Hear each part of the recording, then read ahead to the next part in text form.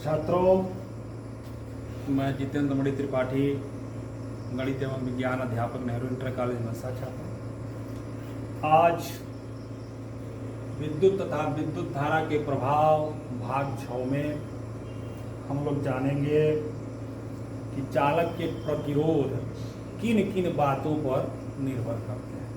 तो हम देखेंगे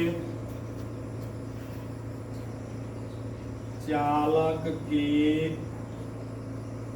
प्रतिरोध की निर्भरता। चालक का, किसी भी विद्युत चालक का प्रतिरोध किन किन बातों पर निर्भर करता है। तो सबसे पहले इसमें जो आता है नंबर 1,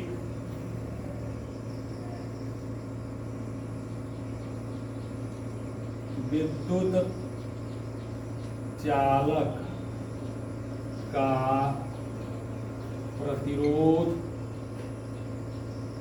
चालक की लंबाई के समानुपाती, अर्थात विद्युत चालक का प्रतिरोध R चालक तार की लंबाई L के समानुपाती होता है।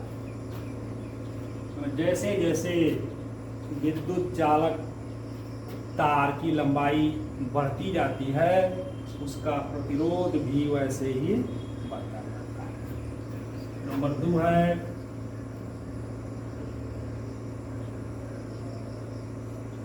चालक का प्रतिरोध चालक के अनुप्रस्थ काट के क्षेत्रफल के व्युत्क्रमानुपाती होता है। मतलब चालक का प्रतिरोध अनुप्रस्थ काट के क्षेत्रफल A, इसको A से दर्शाया जाता है, उसके व्युत्क्रम के बराबर होता है। 1/A के समानुपाती होता है। मतलब अनुप्रस्थ काट का क्षेत्रफल जितना ही अधिक होगा, प्रतिरोध उतना ही कम होगा। इसका अर्थ हुआ कि अगर विद्युत चालक कोई तार है तो वह तार जितना ही मोटा होगा, उसका प्रतिरोध उतना ही कम होगा, और उस तार की मोटाई जितना ही कम होगी, उसका प्रतिरोध उतना ही अधिक होगा। व्युत्क्रम का संबंध होता है। तीसरा बिंदु होता है चालक के पदार्थ पर।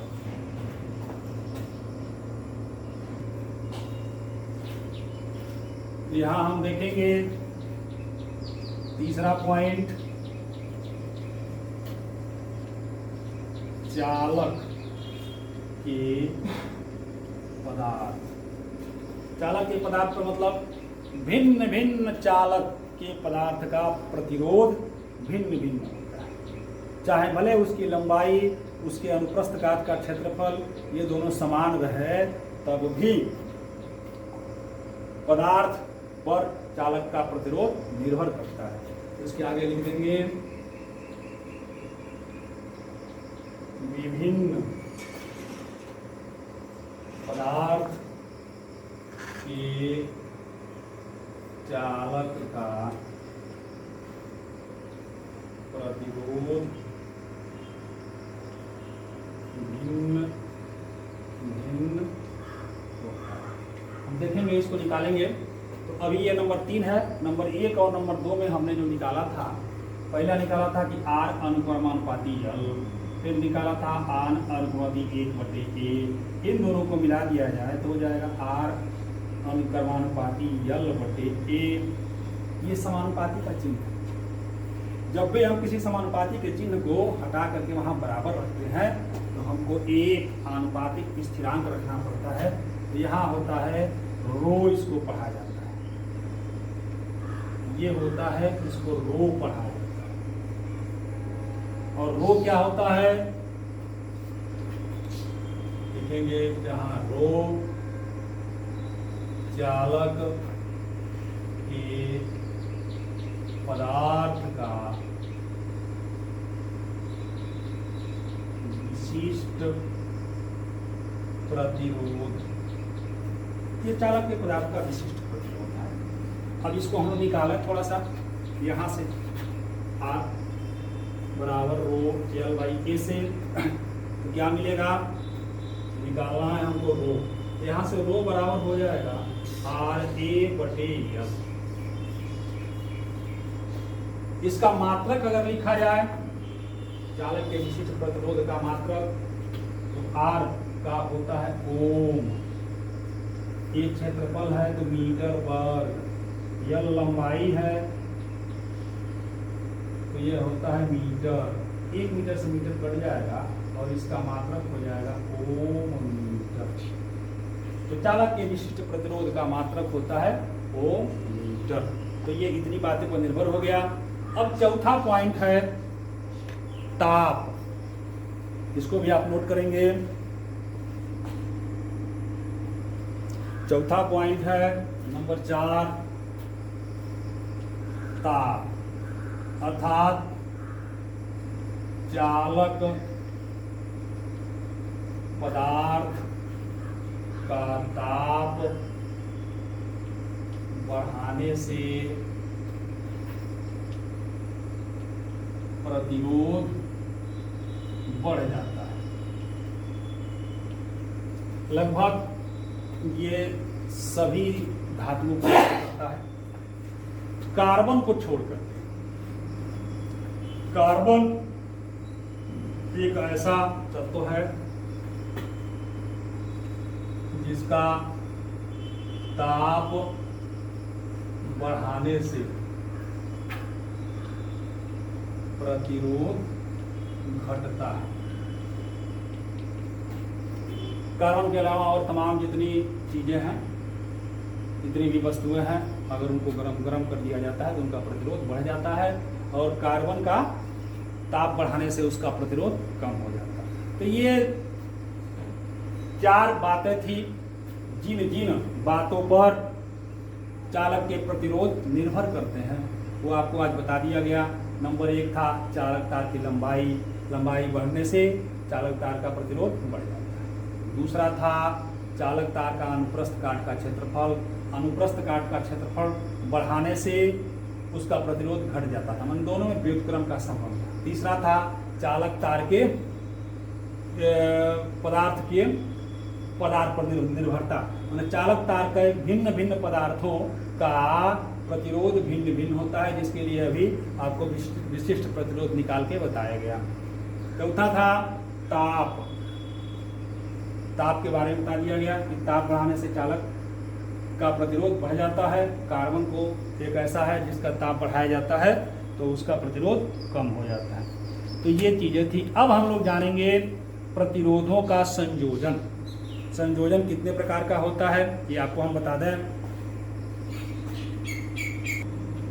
अब हम लोग जानेंगे प्रतिरोधों का संयोजन, मतलब जो भी चालक दिए गए हैं उनका प्रतिरोध किन किन क्रम में जोड़ा जा सकता है, उनको चालकों को, और उनका प्रतिरोध कैसे निकाला जाता है। तो प्रतिरोधों को हम 2 क्रम में संयोजित कर सकते हैं। पहला होता है श्रेणी क्रम संयोजन और दूसरा होता है समांतर क्रम संयोजन। अब हम इन दोनों का अलग अलग अध्ययन करेंगे और देखेंगे कि दोनों क्रम में प्रतिरोधों को जोड़ने से उनका तुल्य प्रतिरोध कितना होता है। तो नंबर 1 सबसे पहले श्रेणी क्रम संयोजन। श्रेणी क्रम संयोजन, इसमें होता क्या है, एक प्रतिरोध का दूसरा सिरा दूसरे प्रतिरोध के पहले सिरे से और दूसरे प्रतिरोध का दूसरा सिरा तीसरे प्रतिरोध के पहले सिरे से इस प्रकार से जोड़ दिया जाता है, तो इसको कहते हैं श्रेणी क्रम संयोजन। ये मान लीजिए प्रतिरोध R1 है, ये प्रतिरोध R2 है, ये प्रतिरोध R3 है, इसको जोड़ दिया गया। एक लाइन पहले इसमें लिख लीजिए, यदि एक प्रतिरोध का दूसरा सिरा दूसरे प्रतिरोध के पहले सिरे से तथा दूसरे प्रतिरोध का दूसरा सिरा तीसरे प्रतिरोध के पहले सिरे से तथा ऐसे ही आगे जोड़ा जाए तो इस प्रकार के संयोजन को श्रेणी क्रम संयोजन क्रम। अब यहां देखिए, सबके लिए हम इनको जोड़ दिया गया अगर श्रेणी क्रम में, तो इनका तुल्य प्रतिरोध कैसे निकालेंगे। तो एक प्रतिरोध है इसका R1, R2, R3, तो इनमें प्रत्येक में बहने वाली धारा और उनके सिरों के बीच के विभवांतर के बारे में हम लिखेंगे। R1 के लिए क्या हो जाएगा, V1 बराबर धारा का मान सब में समान होगा, सब में धारा का मान समान होगा IR1। V2 के लिए कितना हो जाएगा IR2, V3 के लिए कितना हो जाएगा IR3। अगर इन सबको श्रेणी में जोड़ दिया गया है, सबको जोड़ दिया जाए श्रेणी में, तो क्या मिलेगा, तुल्य प्रतिरोध V बराबर कितना हो जाएगा V1 धन V2 धन V3। ये विभव हो गया, विभवांतर हो गया, तुल्य विभवांतर V1 V2 V3, ये बराबर कितना हो जाएगा, तो IR1 धन IR2 धन IR3। यहाँ से V बराबर कितना मिल जाएगा, I कॉमन ले लीजिए, R1 धन R2 धन R3। यहाँ I को अगर पक्षांतर कर रहे हैं तो V/I बराबर हो जाएगा R1 धन R2 धन R3। V/I को हम लोग जानते हैं क्या होता है, V/I यह होता है R बराबर क्या हो जाएगा R1 धन R2 धन R3 धन डैश डैश डैश। ये सूत्र हो गया तुल्य प्रतिरोध का। यदि प्रतिरोधों को ये दिखाई नहीं दे रहा है नीचे वाला, इसको मिटा के लिखना पड़ेगा। इसका मैथमेटिकल पोर्शन में पुनः बना दे रहा हूं। ये जो 3 प्रतिरोध बनाए गए थे, इसका प्रतिरोध R1 था, ये R2, ये R3। तो V1 बराबर कितना लिखा गया था IR1, क्योंकि धारा पूरे में एक रहता है, धारा का मान नहीं बदलता है, विभवांतर बदलेगा और प्रतिरोध बदलेगा। V2 IR2, V3 IR3। इन सबको अगर जोड़ा जाए तो V बराबर कितना होगा, V1 धन V2 धन V3, ये बराबर हो जाएगा आई आर वन धन आई आर टू धन आई आर टू। यहाँ देखिए ये भी बराबर कितना हो गया, आई कॉमन ले लीजिए, आर वन धन आर टू धन आर थ्री। यहाँ से भी बटे आई कितना हो गया, आर वन धन आर टू धन आर थ्री। भी बाई आई को हम लोग जानते हैं ये होता है आर, यही बराबर हो जाएगा आर वन धन आर टू धन आर थ्री। तो ये आर क्या है, यहाँ लिखेंगे जहाँ आर तुल्य प्रतिरोध। तो ये तो 3 के लिए है, अगर एक 3 से अधिक प्रतिरोध है तो उनके लिए भी तुल्य प्रतिरोध हो जाएगा आर वन धन आर टू धन आर थ्री धन, ऐसे जितना होंगे उनको लिख दिया जाएगा। तो ये तुल्य प्रतिरोध जब प्रतिरोधों को श्रेणी क्रम में जोड़ लिया जाता है उसके लिए। अब हम पढ़ेंगे समांतर क्रम संयोजन। अब हम लोग पढ़ेंगे दूसरा नंबर, समांतर क्रम संयोजन। समांतर क्रम संयोजन इसमें क्या होता है, इसमें उन प्रतिरोधों को एक दूसरे के समांतर जोड़ा जाता है।